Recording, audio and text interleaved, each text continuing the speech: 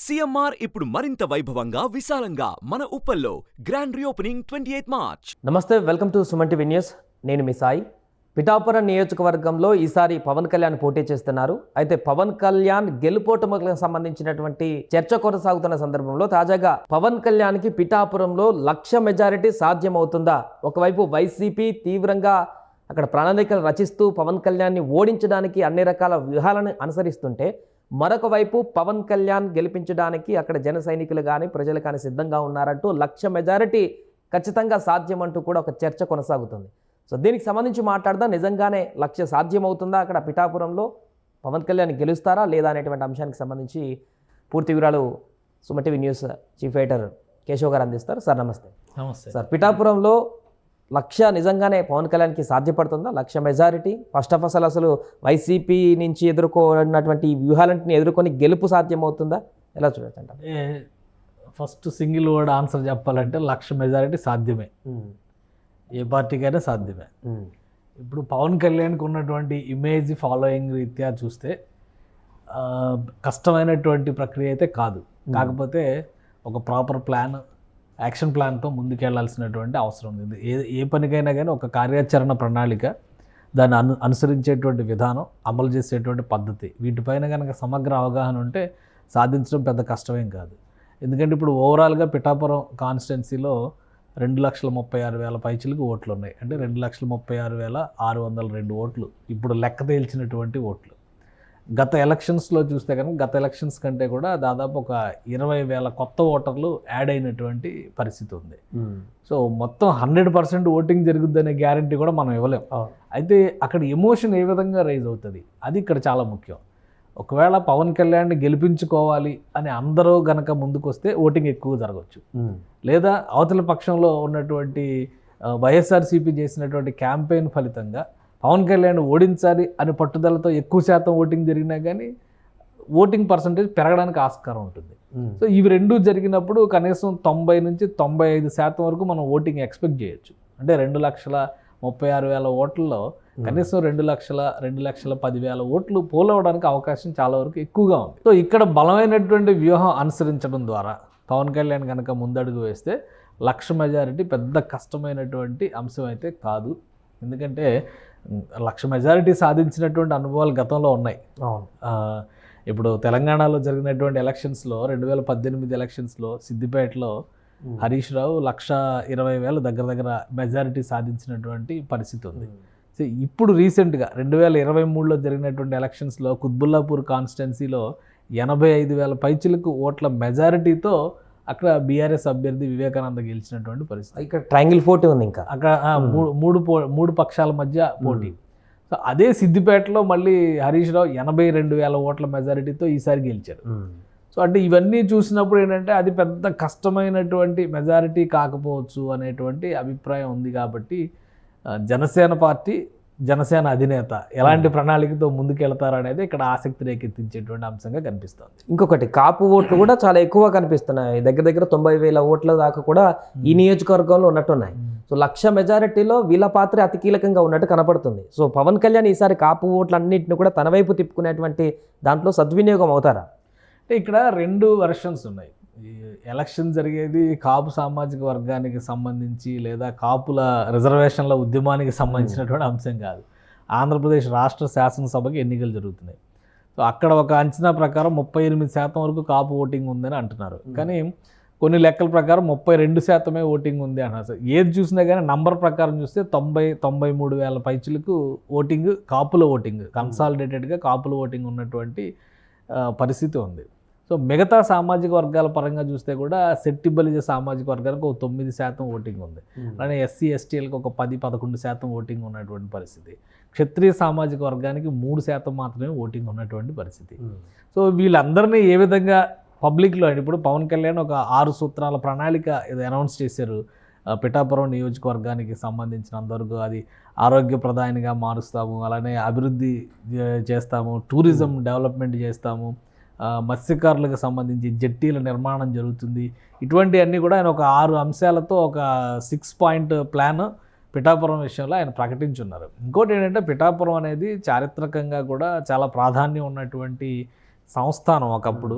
శక్తిపీఠాలు కూడా ఒకటి కదా. అది శక్తిపీఠం అనేది సో ఈ లిస్ట్లో ఉండేటువంటి వీటి వల్ల పెద్ద ప్రయోజనం ఉండదు. శక్తిపీఠం అనేది దాన్ని డెవలప్మెంట్ చేస్తే కదా పేరుకు చెప్పుకోవడం, పురాణాల్లో చెప్పినటువంటి మాటల వల్ల పెద్ద ప్రయోజనం ఉండదు. కాకపోతే ఏంటంటే పిఠాపురం సంస్థానం తెలుగు సాంస్కృతిక వైభవానికి ఒకప్పుడు స్వాతంత్రం రాకముందర కూడా ఒక ప్రత్యేకమైనటువంటి కందుకూరి వీరేశలింగం పంతులు గారు రాసినటువంటి రాజశేఖర చరిత్రలో జరిగేటువంటి కథ మొత్తం కూడా పిఠాపురం సంస్థానం చుట్టూనే జరుగుతుంది. అంటే అంత చారిత్రకంగా ప్రాధాన్యం ఉన్నటువంటి పట్టణం. అలానే శక్తిపీఠం ఒకటి. ఇంకో వైపు నుంచి చూస్తే కనుక అక్కడ ఉన్నటువంటి బంగారు పాప దర్గా అంటారు. అది ఆ దర్గా కూడా పాపులర్, చాలా పాపులర్. అది మనకి ఇప్పుడు కడప దర్గా గురించి ఎలా మాట్లాడతామో అలాగే గోదావరి జిల్లాలో ఈ దర్గా పరిస్థితి, నెల్లూరు దర్గా ఎట్లా పాపులరో ఇది కూడా అంత పాపులర్. అంటే అన్ని ప్రత్యేకతలు ఉన్నప్పటికీ కూడా అక్కడ ఉన్నటువంటి అభివృద్ధి కానీ అన్నీ కూడా అరకొరగా ఉన్నటువంటి పరిస్థితి. ఇప్పటివరకు 14 మంది ఎమ్మెల్యేలు ఎన్నికైనటువంటి పిఠాపురం నుంచి దాదాపు 11 మంది 12 మంది కాపులే అందులో. సో ఈ లెక్కను చూస్తే కాపు సామాజిక వర్గానికి బలం ఎక్కువ ఉంది అనేటువంటి అభిప్రాయంతో ఎక్కువ ఓటింగ్ జరుగుతుంది కాపులకే. కానీ ఇప్పుడు ఈసారి అభ్యర్థులు ప్రత్యర్థులు ఇద్దరు కూడా కాపు సామాజిక వర్గానికి చెందిన వాళ్ళే కదా. కాబట్టి ఇక్కడ పాయింట్ ఏంటంటే పవన్ కళ్యాణ్ ఒక సినిమా స్టార్ అనేటువంటి ఇమేజ్ ప్లస్ సమాజం కోసం తను ఏదో చేయాలని తపన పడుతున్నటువంటి వ్యక్తిగా ఆయన ప్రజల్లో తిరుగుతూ సొంత డబ్బు ఖర్చు పెడుతూ నిన్న కూడా 10 కోట్ల విరాళం ఇచ్చారు. జనసేన పార్టీ నిర్వహణకు సంబంధించినటువంటి ఎలక్షన్ క్యాంపెయిన్కి సంబంధించి కానీ పార్టీ నిర్వహణకు సంబంధించి కానీ 10 కోట్ల రూపాయల విరాళం నేను ఇచ్చినటువంటి అట్లా ఇచ్చినటువంటి నాయకుడు ఎవరో లేరు. సొంత సంపాదన నుంచి ఆయన సినిమాల్లో సంపాదించినటువంటి డబ్బులు తీసుకొచ్చి అందులో పెడుతున్నారు.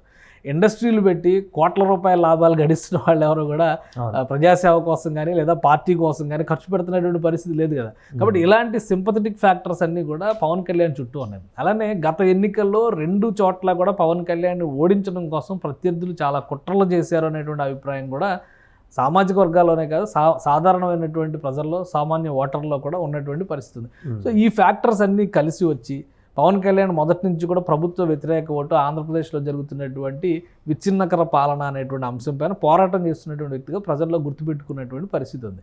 వీటన్నిటినీ కలుపుకొని వస్తే కనుక ఆ ఓటింగ్ ఫ్యాక్టర్ ఒకటిగా మారితే 1,00,000 మెజారిటీ సాధించడానికి కావాల్సినటువంటి మార్గం. ఇప్పుడు ఉదాహరణకి 2,10,000 ఓట్లు పోలేని అనుకోండి. అవతల వైపు పక్షానికి 50-60 వేల ఓట్లు మాత్రమే వచ్చి పవన్ కళ్యాణ్ 1,50,000 ఓట్లు సాధిస్తే 1,00,000 మెజారిటీ వస్తుంది కదా. అదేం పెద్ద అద్భుతం కాదు కదా. వై నాట్ 1,00,000 మెజారిటీ అనేటువంటి పరిస్థితి ఇప్పుడు జనసేన పార్టీలో పిఠాపురంలో కనిపిస్తున్నటువంటి వాతావరణం అయితే ఉంది. అలానే కొన్ని లెక్కలు ఉన్నాయి. ఇప్పుడు గతంలో అసలు 2019లో పిఠాపురంలో జరిగినటువంటి లెక్కలనే మనం ఒక్కసారి పరిశీలించేటువంటి ప్రయత్నం చేద్దాం. 2019లో జరిగినటువంటిది పిఠాపురంలో పవన్ కళ్యాణ్ పోటీ చేయలేదు. అప్పుడు ఉన్నటువంటి లెక్కలు ఏంటంటే వర్మ పోటీ చేశాడు, ఆయన సిట్టింగ్ ఎమ్మెల్యే. సో అప్పుడు కేవలం 14,000 ఓట్ల మెజారిటీతో పెండెం దొరబాబు వైఎస్ఆర్సీపీ ఎమ్మెల్యే. ఇదే పెండెం దొరబాబు 2004లో బీజేపీ అభ్యర్థిగా పిఠాపురం నుంచి గెలిచాడు. ఆయన కూటమి నుంచి పోటీ చేశాడు. అప్పుడు బీజేపీ అభ్యర్థి అంటే అప్పుడు తెలుగుదేశం బీజేపీ 2 కలిసి పోటీ చేశాడు 1999, 2004 ఈ 2 ఎలక్షన్స్లో. అప్పుడు అదే పెండెం దొరబాబుకి వచ్చినటువంటి మెజారిటీ ఎంత ఒకసారి మనం చూస్తే 17,000 ఓట్ల మెజారిటీ వచ్చింది. అంటే అప్పుడు కాంగ్రెస్ వర్సెస్ బీజేపీ. తెలుగుదేశం లేదు, ప్రజారాజ్యం పార్టీ 2009లో వచ్చింది కాబట్టి ఆ లెక్క లేదు.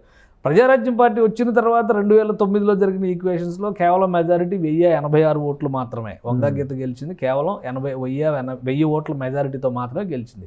కానీ 2014 లెక్క చూడండి. ఇది ఎందుకని 2014 చూడాలంటే 2014లో కూటమి అభ్యర్థిగా అంటే టీడీపీ అభ్యర్థిగా విశ్వం గారిని నుంచోబెట్టారు అక్కడ. అదేవిధంగా పెండెం దొరబాబు వైఎస్ఆర్సీపీ నుంచి పోటీలో దిగాడు. కానీ ఇండిపెండెంట్ అభ్యర్థిగా ఎస్విఎస్ఎన్ వర్మ నిలబడ్డాడు. పిఠాపురం నియోజకవర్గంలో కేవలం 3% మాత్రమే ఓటింగ్ ఉన్నటువంటి క్షత్రియ సామాజిక వర్గానికి చెందినటువంటి వర్మ నిలబడితే 97,000 ఓట్లు పోలైనాయి ఆయనకి. 97,000 ఓట్లు పోలైనాయి. ఆయన మెజారిటీ 47,080 ఓట్లు. అంటే దగ్గర 50,000 ఓట్ల మెజారిటీ సాధించారు. అలానే వైఎస్ఆర్సీపీకి ఆల్రెడీ ఒకసారి బీజేపీ నుంచి ఎమ్మెల్యేగా పోటీ చేసి రెండోసారి ఆయన బరిలో లేరు. 2009లో బీజేపీ ఇండిపెండెంట్గా పోటీ చేసినప్పుడు బీజేపీగా పోటీ చేసినప్పుడు ఓడిపోయాడు. కానీ 2014లో పోటీ చేసిన పెండెం దొరబాబుకి 50,000 ఓట్లు మాత్రమే వచ్చినాయి. అంటే ఒక ఎమోషన్ అక్కడ క్యారీ అయింది. ఏంటి ఆ ఎమోషన్ అంటే 2009లో పోటీ చేసి ఓడిపోయినటువంటి ఇతని మీద వర్మ మీద ఒక సింపతి ఉంది.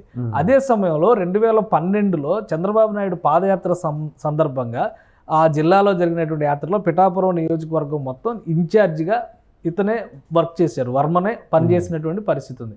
అలాంటిది చివరి నిమిషంలో ఒక ఎన్ఆర్ఐకి విశ్వంకి టికెట్ కేటాయించారు అనేటువంటి సింపతి ప్లస్ లోకల్ పర్సన్ అనేటువంటి అభిమానం ఈ రెండు కలిసి రావడం ద్వారా ఆయన 97,000 ఓట్లు క్యారీ చేయగలిగారు అక్కడ ఒక ఇండిపెండెంట్ అభ్యర్థిగా. ఇండిపెండెంట్ పార్టీ కాదు, అక్కడ పార్టీ కానీ ఏ ఇమేజ్ లేదు, వర్మ అనే ఇమేజ్ అతని మీద ఉన్నటువంటి సింపతి.